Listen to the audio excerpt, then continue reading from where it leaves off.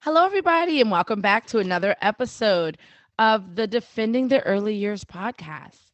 I am so excited to introduce a wonderful longtime friend of mine, a wonderful early educator, a wonderful educator to the teachers.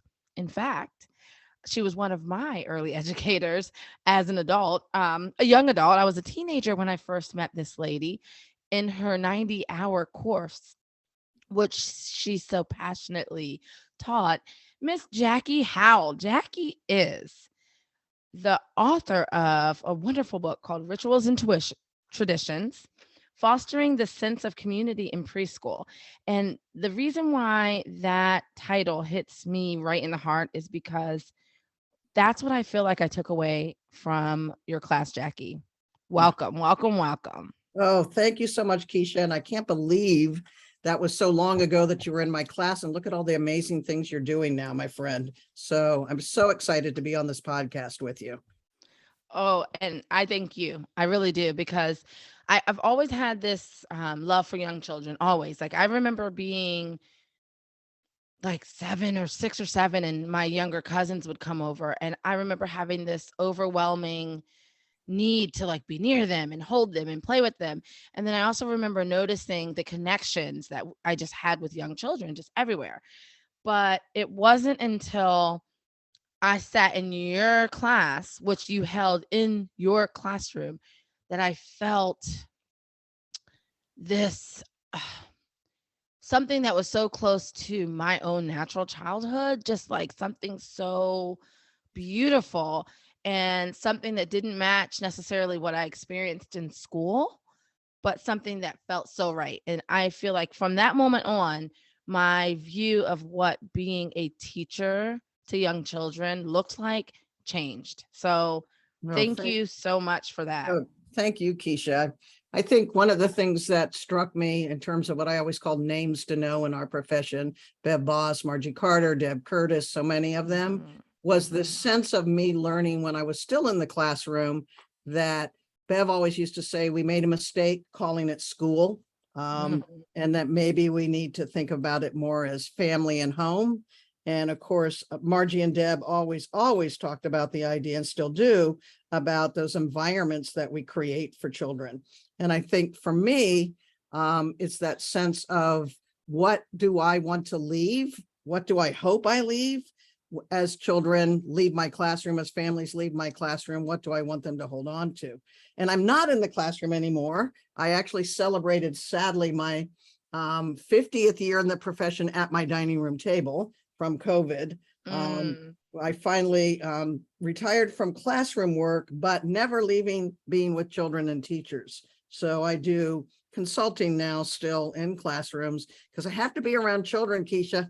I don't know what I would do if I wasn't around little kids, and then next best of my teacher colleagues, and then everyone else that that we affect, like families and admin and etc. So so important to me. I could never be somebody sitting and doing this crazy, what I call Hollywood Square Zoom meetings, and have that be my life.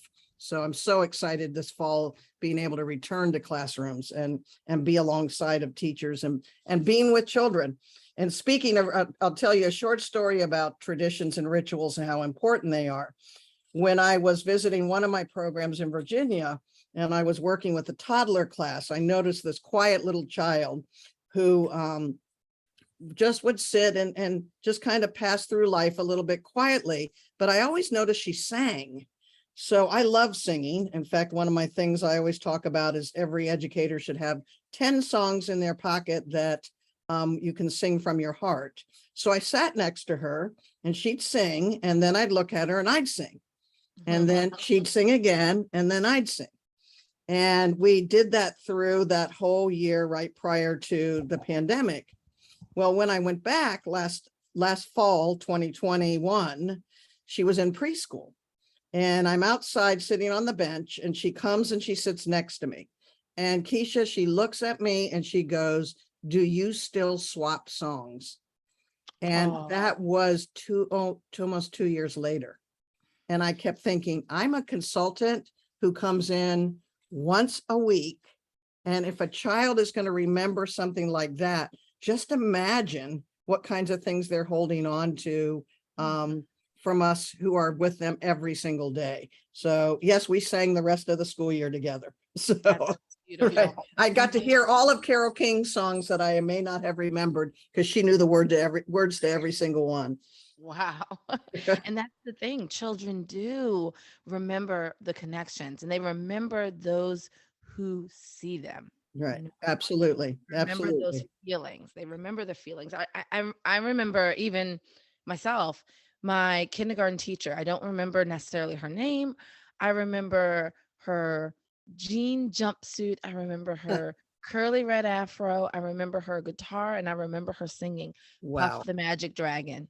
And Wow. to this day, that is one of my favorite books and songs and stories to tell to young children because it's a part of me. So Yes. yeah, what we do with children when we hear them, when we see them, when we share experiences with them, that is downloaded into who they are and who they become. So such important work. Absolutely. It's so funny when you say that. One of the reasons I ended up becoming a teacher, an educator, was I credit my first grade teacher, and so Mrs. Spearman, and she used to hatch chickens, of course, in my classroom. Then one of the traditions became that I either hatched chickens or ducks, because I never forgot that experience. But at one point in my life, as a young adult, I thought, I wonder where she is, because I want to find her and thank her. And Kisha, believe it or not, I found her as a principal. She was principal of Rosemary Hills at that time. Wow. In Silver Spring, and got to have dinner with her and actually be able to say thank you for all that you did to influence my life choices. And I guess I think a lot about that, Kisha. I think a lot about, if I was going to talk about my passions and my work that I'm doing now. In fact, we're going away this weekend with a couple of my colleagues. We're working on a new book about kindness and empathy and caring and perspective taking, and through the lens of social justice. I feel like we have such influence in what children believe about themselves, what they believe about others in this world, and how do we use that influence, that connection, that relationship we have to foster those experiences with children. I said my new word for this particular school year is intentionality. And it's being intentional about those connections and those relationships, and really, really paying attention to, based on what we're doing, what's happening here? How is that influencing the moment? How is that maybe bothering the moment? I always say sometimes we do more interfering with children's play than actually help extend what they're thinking and trying to accomplish. I think that's one of the things I love about your program, is how you set it up and really pay attention to what the children are doing, not what you're wanting them to learn. And that's so important, so important. And it's tricky. It's tricky for adults to do that. It's hard for us to step back because we have such a body of knowledge, right? But where did we get our body of knowledge from? We got it from living and experiencing. Right. So Right. I just have to keep reminding myself that if I don't allow them to live and experience, then I'm robbing them of that whole process. They Absolutely. won't get to where we are if we just fill in the blanks for them. So I really do value the mantra of stepping back. And at the Mhm. same time, there's a balance of you're stepping back when it's stepping back time, and you're, like you said, connecting, Right. noticing and connecting when it's connection time. So Absolutely. that's really I think our one of our biggest roles of knowing when to go in and knowing when to get out. Right. I always say, just kind of cover your mouth a little bit. Yeah, But it's yeah. that I've been doing some work based on some of the work from Tom Drummond out of Seattle, and Mhm. I call it responsive observing. And it's the sense that what I ask often of the educators that I work with is I'll say, I'd like you to just to go sit near a child or a group of children, and 3 to 5 minutes say nothing, zero, and just be interested. Just be so darn curious about what's happening in this moment before you even start to talk. And I think, fortunately or unfortunately, depending on our perspective, we were taught to ask these open-ended questions. And I feel like sometimes children are just pelted with open-ended questions, and that really the noticing, the, paying attention to what's going on in the moment to really see. I've been doing a lot of work of people just watching videos of children, and I'll say to them, what do you think this child is trying to understand? Because that's how we respond. We respond to what they're trying to understand as opposed to what we want to teach them. And this is tough. Kisha, I've been doing so much work around what does creating experiences versus doing activities mean? And it's a challenge because we were raised in a very different type of philosophy. We were raised with things that we were supposed to, quote unquote, do, like open-ended questions. And I'm not saying we don't ask questions. I just want us to think about the kinds of questions, that more it's about, wow, I'm so curious how you figured out to make that as tall as you did. And I just open a door to let a child walk in. And if they ignore me, oh, well, okay. But if all of a sudden they want to share what their thinking was or what their process was, I learned so much more about them. And I call that popping their bubble, when they're deeply engrossed in something.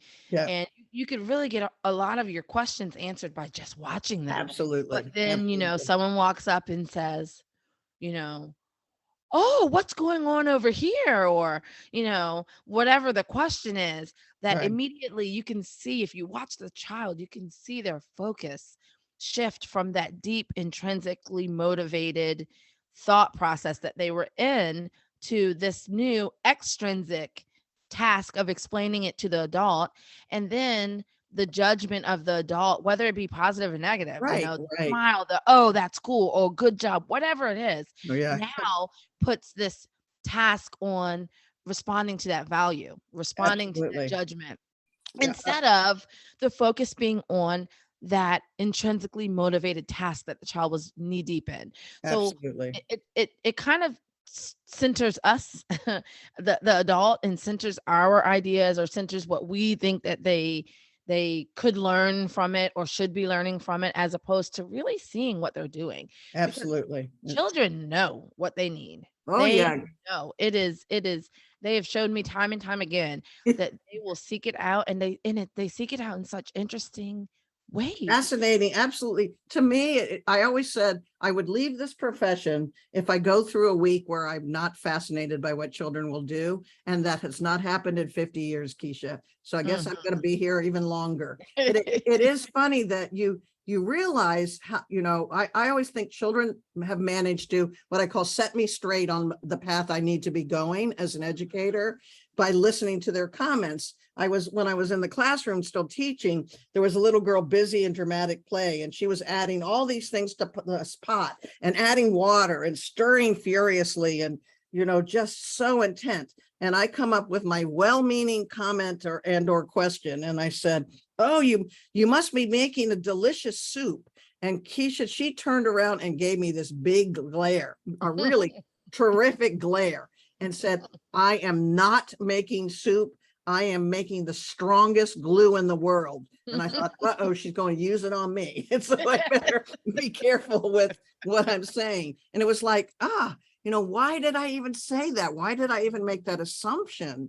Instead of just really watching and paying attention and hoping if she chose to share something with me, she would.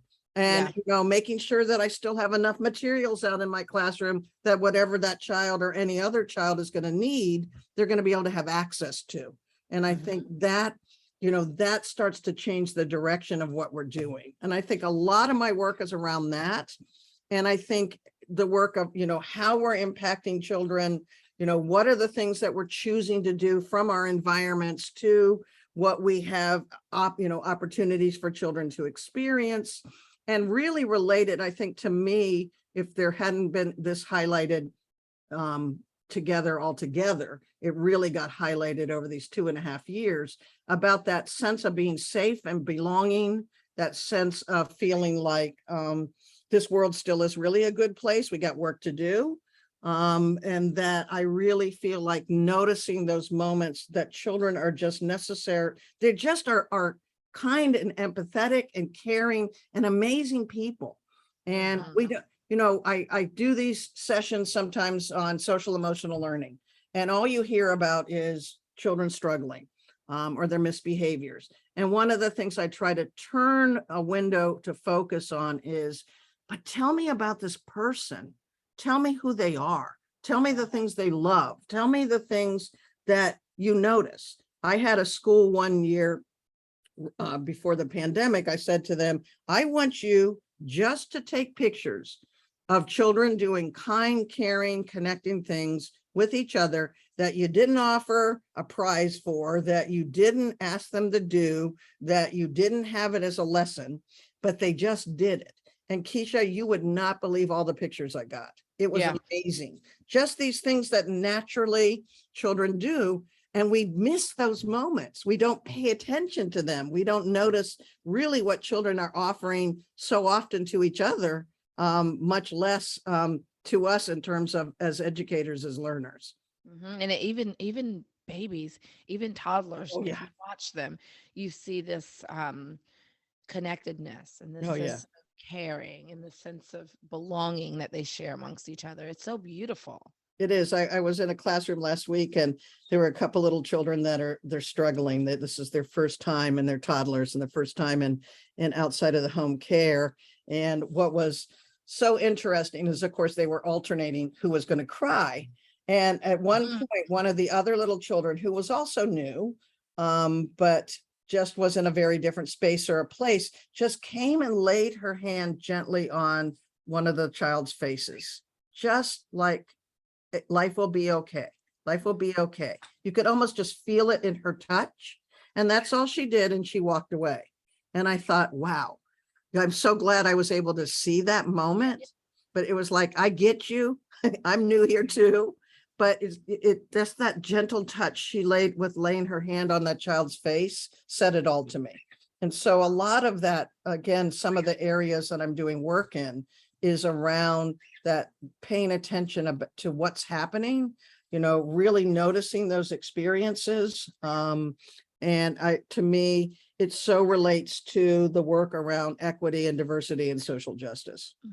So in your new role, you are going into programs and spending time in the classroom, modeling for teachers, or a little bit of everything. I would say it's, what I try to do is really tailor to what is going on in that particular program. So part of my work is writing classrooms. Part of my work is also doing professional development.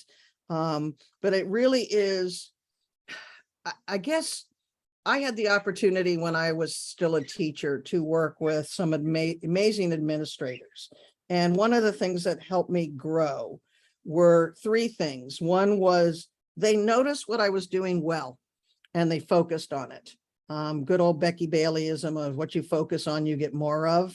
And that sense of, it wasn't about criticizing me for what I was doing, but paying attention. The second thing I think was so important was the ideas. They wanted to know what I was thinking. It was a setup in my center that I just so recommend.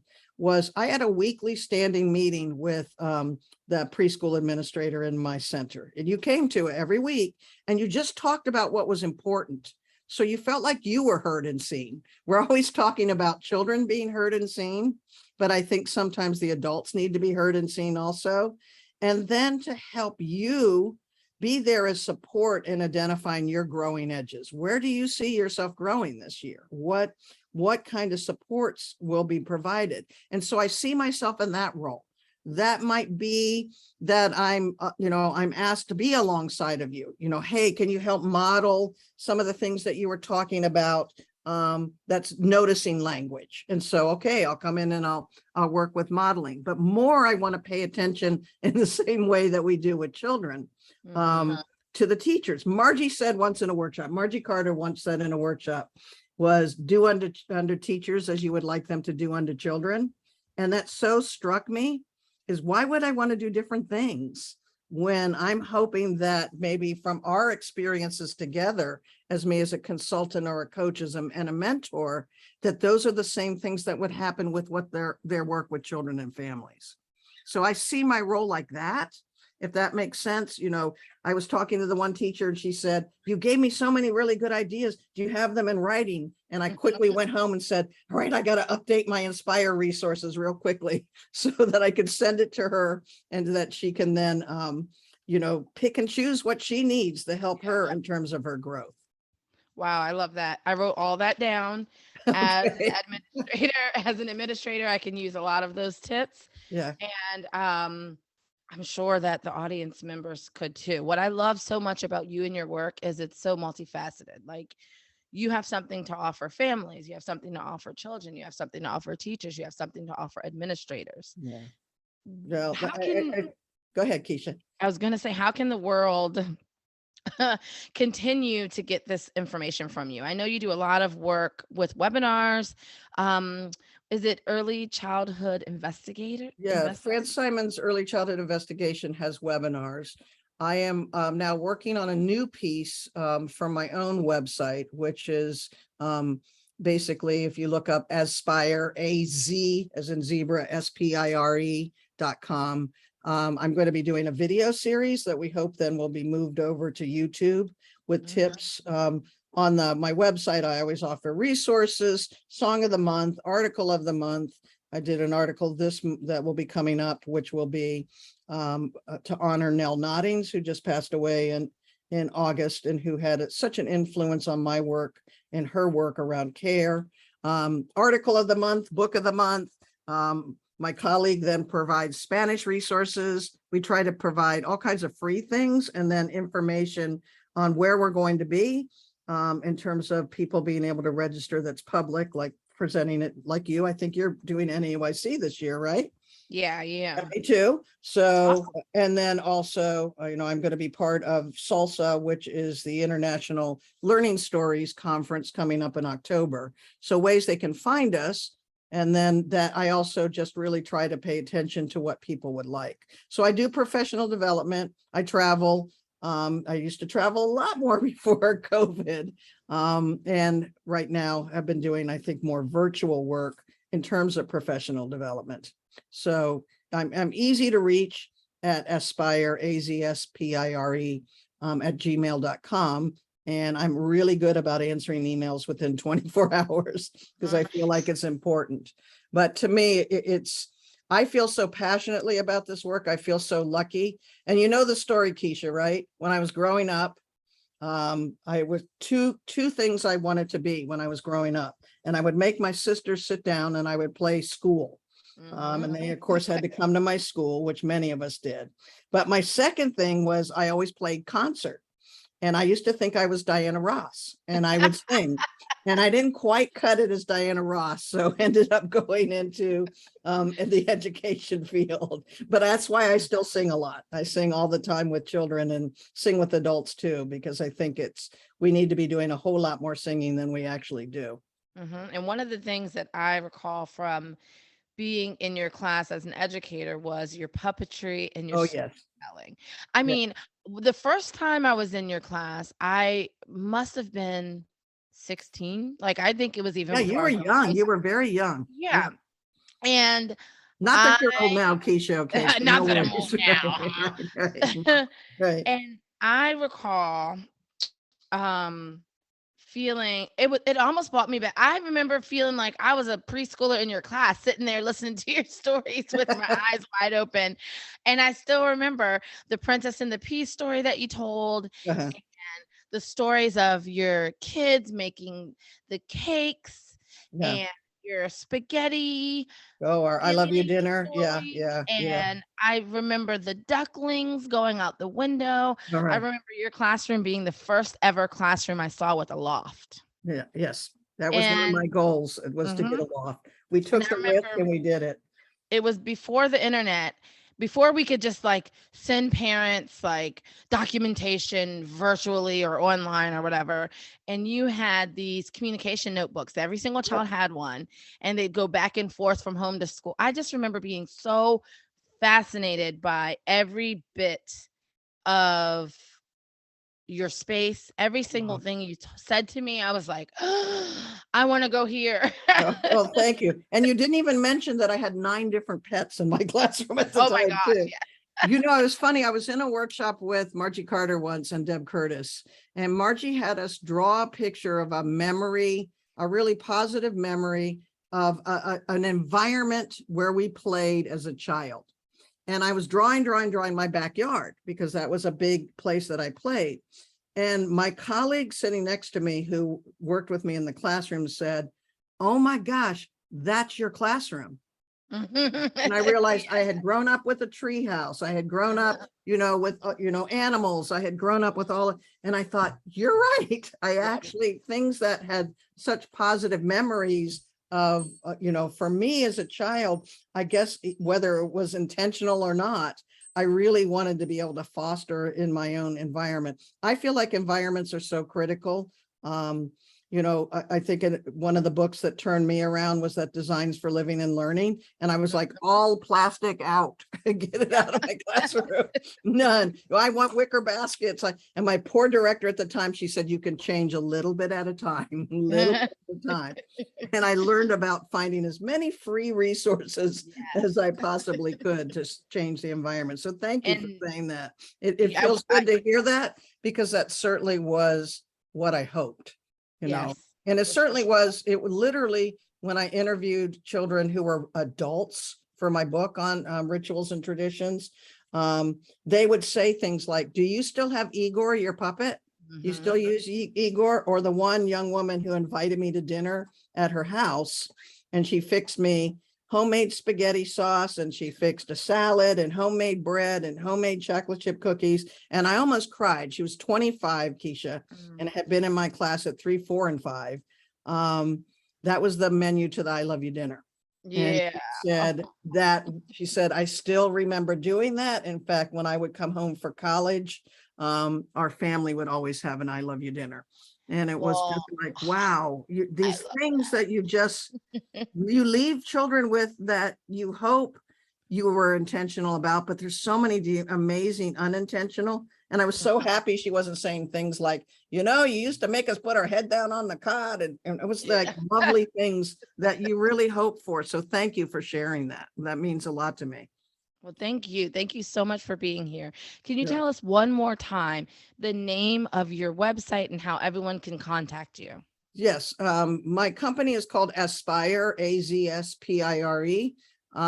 So if you actually Google that word, you're going to come up with the aspire.com website, which I hope everybody will check out. I have a mailing list you can join, opportunity to send a question of the month, lists of new workshops. In fact, I'm so excited. I have 2 consultants now and other people who work with me. One who we provide all our workshops in English and Spanish, or fully in Spanish. And recently a new colleague joining me who is a registered nurse and is going to be doing a lot of really amazing sessions related to health and safety. And then many of my other colleagues that we work on together on our new book that's up and coming, who do work on mindfulness, equity, diversity, anti-bias curriculum, lots of opportunities. And as I said, all the free resources. My email is aspire@gmail.com. Again, AZ. If you don't put the Z, then they'll bounce back, SPIRE.com. And I'm always happy to hear from people and excited about the work. And Kisha, I'm actually going to get to come and see your program soon, right? I know. I can't wait. I can't wait. I cannot wait. So that'll be really fun. I mean, it's hard to believe Kisha and I actually live really close to each other. So it's not like I'm traveling to another state. Well, I can't wait to see you. And thank you so much for being here. Well, thank you. Thank you, everybody, for listening. Thank you. Bye-bye. Take care.